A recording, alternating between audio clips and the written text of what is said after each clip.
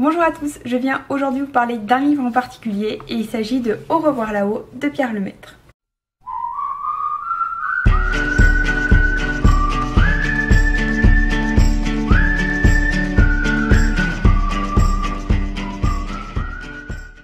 Au revoir là-haut, qu'est-ce que c'est? Au revoir là-haut, c'est ni plus ni moins que le livre qui a remporté énormément de prix cette année. Donc évidemment, je ne pouvais pas passer à côté de ce livre, même si les 500 et quelques pages m'ont un peu rebuté, je l'avoue.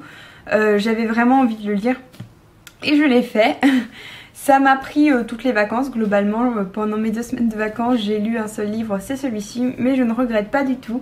Et je vais vous expliquer pourquoi. Comme je vous l'ai dit, ce livre a fait beaucoup parler de lui cette année en raison des nombreux prix qu'il a gagnés, mais aussi parce que c'est un livre qui évoque un sujet très particulier qui est celui de la Première Guerre mondiale, et plus particulièrement l'après-Première Guerre mondiale, c'est-à-dire les années 1918, 1919 et 1920.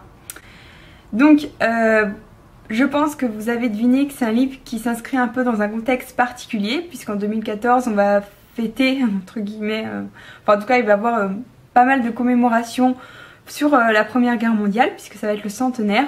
Donc forcément un livre qui est prix Goncourt juste une année avant et qui comme par hasard parle de la Première Guerre mondiale, je pense que vous voyez ce que je veux dire, c'est pas forcément anodin. Alors du coup je partais un peu avec ce préjugé, puisque je me suis dit bon, ils ont fait gagner un livre en raison de son fond historique et dans un contexte politique où on va devoir commémorer la guerre, etc.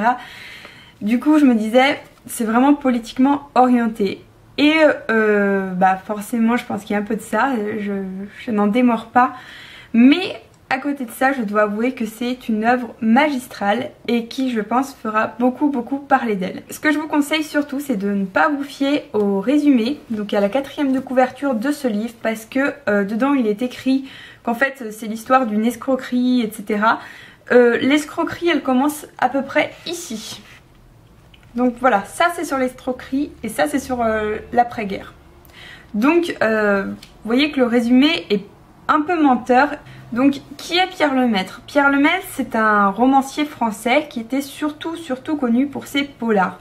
Il a fait de nombreux polars qui ont obtenu pas mal de prix aussi. Et il n'avait jamais, ou en tout cas à ma connaissance, il n'avait jamais écrit un roman d'une telle envergure et un roman sans enquête policière derrière. Ça, ce n'est pas du tout un polar, ce n'est pas non plus un roman historique parce que il y a beaucoup de passages qui sont faux historiquement, mais il y en a d'autres qui sont vrais. Alors, ça paraît un peu compliqué, mais Pierre Lemaitre l'explique très bien à la fin du livre, à la toute fin du livre, où il y a une note en fait, où il explique un peu son travail, etc.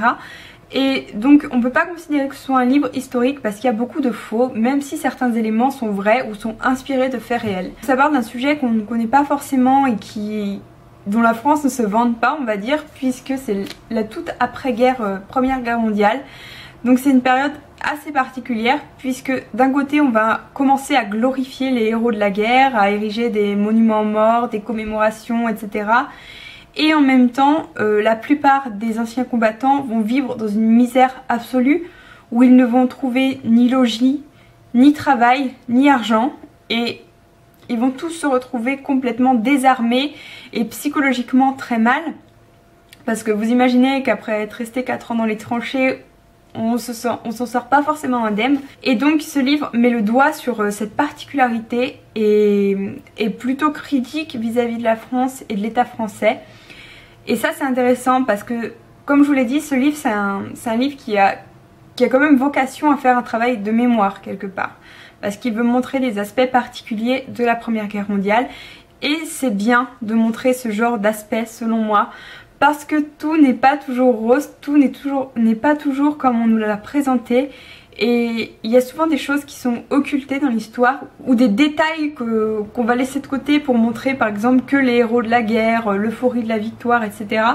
Et on montre pas tout ce qu'il y a de plus concret et aussi parfois de plus sordide dans la fin de la guerre. Donc pour ça je vous le conseille vraiment, parce que c'est une autre vision de la guerre. La particularité de ce livre, c'est qu'on suit plusieurs personnages, donc des personnages secondaires mais aussi les personnages principaux qui sont 3. Ce qui est super intéressant, c'est que ces 3 personnages dont je vous ai parlé, ils sont opposés les uns aux autres. Leur particularité, c'est que ce sont des anti-héros, C'est-à-dire que ce ne sont pas du tout les héros courageux, braves, beaux, etc.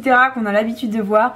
Là c'est tout le contraire. Il y en a un qu'on va détester, mais détester du début à la fin. Et j'ai trouvé ça très très bien fait parce que c'est rare. C'est rare qu'un auteur arrive à faire détester à ce point un personnage et du début à la fin, sans que ce personnage ait parfois des moments où on pourrait l'aimer un peu plus. Ici on arrive à le haïr et à vouloir que du mal pour lui, donc j'ai trouvé ça vraiment super bien fait. Après il y a un autre personnage qui s'appelle Albert, donc Albert c'est l'ancien combattant et lui c'est un personnage qui est très touchant et en même temps que des fois on a envie de dire qu'on a envie de frapper parce qu'il est ultra angoissé.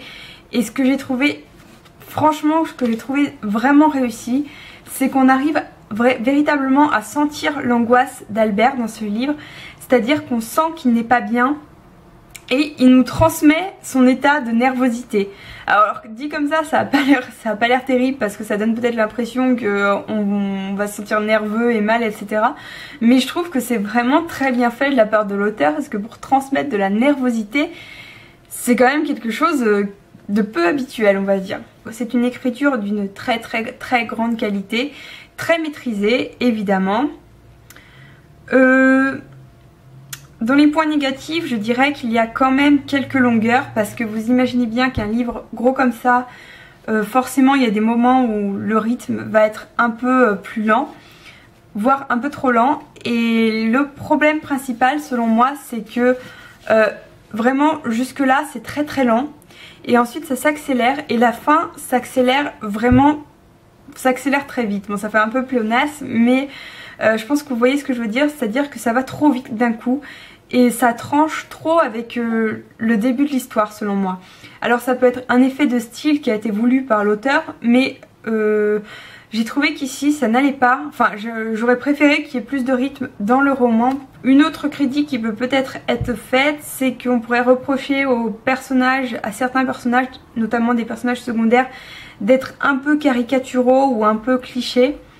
Mais moi franchement je n'ai pas trouvé. J'ai lu des critiques sur internet où des gens disaient que eux ça les avait gênés, mais moi pas du tout parce que au contraire j'ai trouvé que les personnages étaient très bien faits et qu'ils avaient quelque chose en plus par rapport aux autres personnages de romans habituels. Pour finir, c'est un roman que je conseille aux lecteurs qui ont l'habitude de lire des gros livres, des livres contemporains, voire des livres historiques, et peu à des lecteurs qui ne liraient que des livres jeunesse ou que des livres ados, etc. parce que c'est un livre qui est quand même assez dur à lire, aussi bien psychologiquement que physiquement, parce qu'il est long et il demande parfois un peu de... Enfin, il demande de s'accrocher et il faut quand même être dans un état d'esprit particulier. Moi j'étais en vacances donc j'y suis arrivée, mais je sais que c'est plus dur je pense quand on a beaucoup de choses à faire ou quand on est pris, quand on a des problèmes, etc. On arrivera peut-être moins à se concentrer sur ce livre. Globalement, je vous conseille de lire ce livre, ne serait-ce que pour voir vos monuments aux morts d'une autre façon. Donc ça, je peux vous l'assurer. Une fois que vous aurez lu ce livre, vous ne verrez plus jamais les monuments aux morts de la même façon. C'est fini. Donc sachez-le. Mais voilà, donc je pense que j'ai fait le tour pour Pierre Lemaitre, Au revoir là-haut. J'espère que cette chronique vous a plu et je vous souhaite une très bonne journée et je vous dis à très bientôt. Salut!